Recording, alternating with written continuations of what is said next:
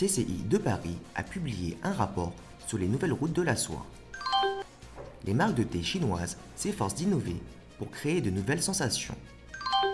Le Stade national de Chine accueille de nouvelles représentations de l'Opéra de Pékin. Chine, l'indice des prix à la consommation en hausse de 2,7% en juin. Les technologies de l'information restent la principale option de carrière des diplômés. Coopétition est un mot inventé pour désigner une compétition amicale bénéfique aux deux parties. Le rapport de 18 pages est exhaustif et donne une présentation, une analyse et un décryptage de l'importante initiative chinoise à portée internationale, l'initiative Ceinture et Route, en donnant aussi des conseils aux entrepreneurs français. Le rapport décrit cette initiative comme ayant 3 volets bénéfiques: la voie maritime qui favorise les échanges économiques et commerciaux entre différents continents en réduisant le coût et la durée du transport. Deuxièmement, elle offre aussi une voie ferroviaire qui aide au développement d'infrastructures et de services logistiques. Et enfin, une voie digitale qui vise à créer un marché numérique commun. Le rapport indique qu'il s'agit d'une occasion aux pays occidentaux de moderniser les infrastructures ou encore de développer les réseaux digitaux à l'heure où les pays européens n'ont pas forcément les moyens financiers de soutenir de grands projets d'infrastructures. Si la France n'est pas directement concernée par cette initiative, elle en a néanmoins contact de manière indirecte, notamment par l'Afrique et par les différents canaux numériques. Ceci est bénéfique pour de nombreux secteurs tels que ceux des infrastructures, du tourisme et de l'e-commerce. La France pourrait rechercher une synergie aussi dans la santé-médecine, l'environnement et l'urbanisation par exemple. Quelle attitude adopter face à la Chine? Le rapport fait appel à coopérer et à échanger avec la Chine au lieu d'adopter une attitude combative. Je cite: « L'approche fermée pourrait nous faire passer à côté d'un projet qui va changer la donne à l'échelle mondiale. Ce n'est absolument pas un combat qu'il faut initier avec la Chine, mais plutôt un dialogue. » Par ailleurs, le rapport donne des conseils sur comment piloter une coopétition avec la Chine et donne des éclaircissements pour les entreprises françaises de différentes tailles, mais c'est aussi le fait d'avoir une expérience en Chine ou avec les Chinois en Europe ou dans un pays tiers qui apparaît déterminant pour les entreprises françaises. Thé aux perles, c'est une nouveauté dans la plupart des pays, mais c'est déjà énorme en Chine. Cette tendance a commencé dans la région de Taïwan dans les années 80, où les gens ont d'abord fait ces billes avec du tapioca et du sucre brun. Mélangé à du lait, c'est ensuite devenu la nouvelle boisson par excellence à travers toute l'Asie. Ce qui a commencé par un simple thé aux perles est maintenant devenu une industrie de 13 milliards de dollars avec une infinie sélection de variétés. Cette boutique du centre-ville de Shanghai vend jusqu'à 1200 tasses de thé par jour. Haiti a commencé en 2012 et compte maintenant près de 200 magasins à travers le pays. C'est l'un des succès des nouvelles marques de boissons de thé apparues au cours des dernières années. Haiti s'est fait un nom en popularisant un nouveau produit vedette. Nous avons créé un nouveau type de thé appelé Chizo Tea.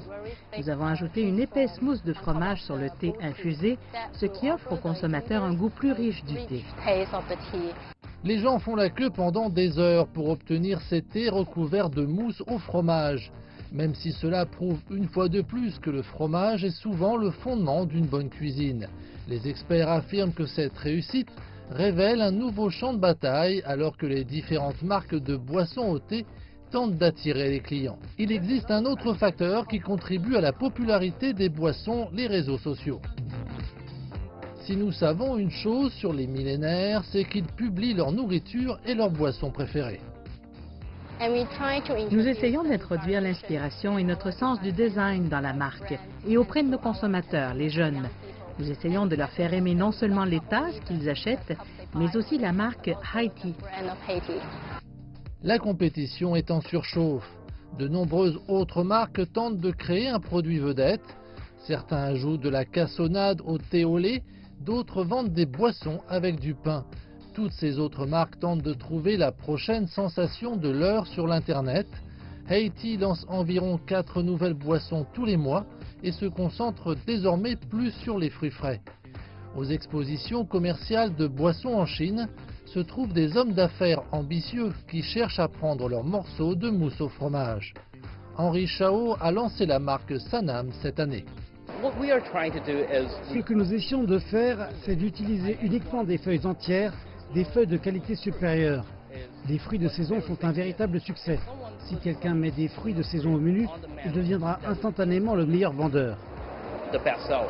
Son plan de match, utiliser une sorte de bille faite non pas de tapioca, mais de jus de fruits frais et de farine de blé. Surtout en 2018 et en 2019, les consommateurs paient plus d'argent. Ils paient plus juste pour vivre l'expérience de la créativité en matière de boissons.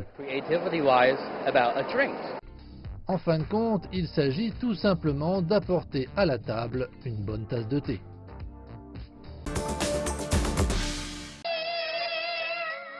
Chant, danse,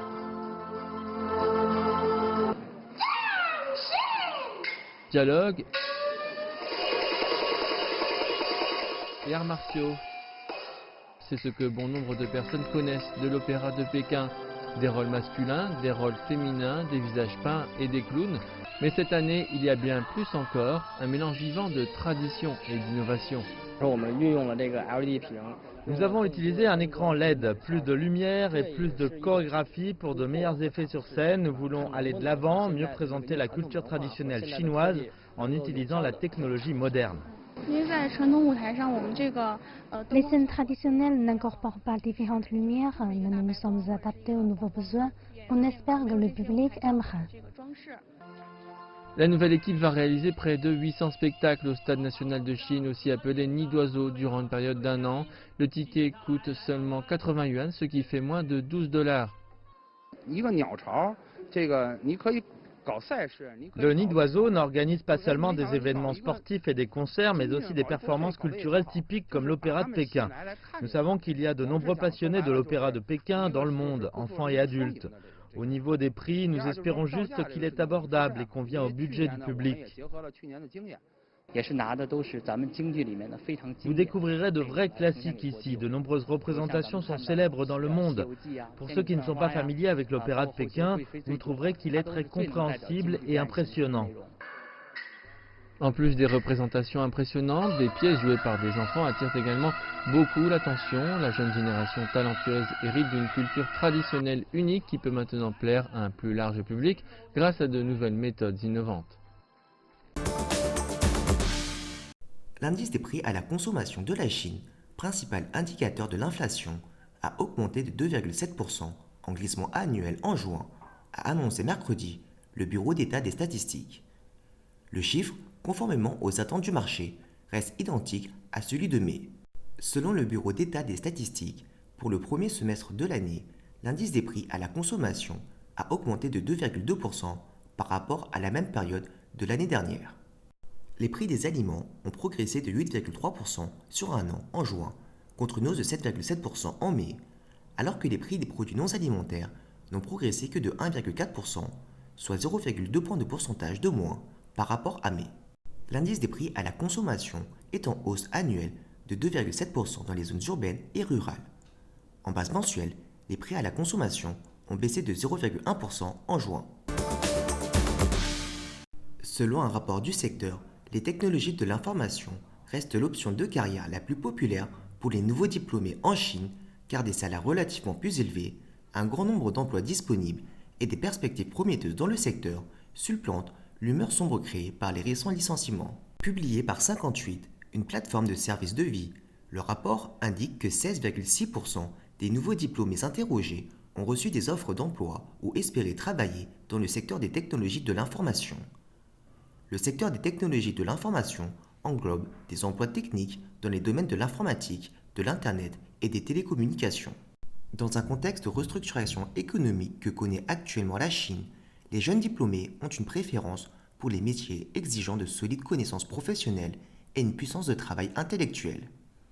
En outre, ces emplois liés aux technologies de l'information offrent souvent une rémunération plus élevée, un environnement de travail confortable et un espace plus grand pour le développement personnel. Ce genre de métier est considéré comme la cerise sur le gâteau parmi les étudiants récemment entrés sur le marché du travail. D'après un rapport publié en mai sur Zhaopin, un fournisseur chinois de services de recrutement en ligne, les nouveaux diplômés en Chine ont atteint un record de 8,34 millions en juin, soit 140 000 de plus qu'en 2018. Environ 88% des personnes interrogées par Zhaoping ont déclaré avoir eu des difficultés à trouver un emploi, en hausse de 5,3 points de pourcentage d'une année sur l'autre. Selon le rapport de Zhaoping, 57,66% des personnes interrogées ayant déjà reçu des offres d'emploi sont ainsi convenues que les stages les avaient aidés à décrocher leur emploi. Un objectif de carrière clair et des expériences sociales riches ont également contribué à leur succès.